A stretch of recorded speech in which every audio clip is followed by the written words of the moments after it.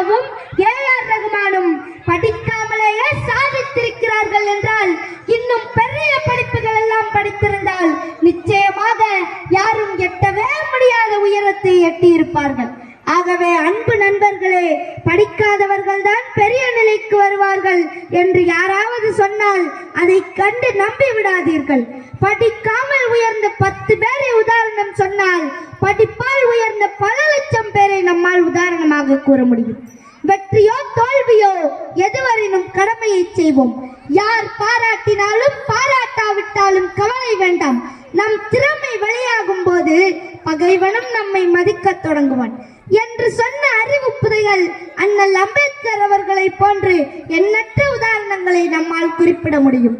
கண்ணுடையர் என்பவர் கற்றோர், முகத்திரண்டு புண்ணுடையர் கல்லாதவர் என்று கற்றவருக்கும் கல்லாதவருக்கும் உள்ள வேறுபாட்டை மிக அழகாக குறிப்பிடுகிறார்கள்.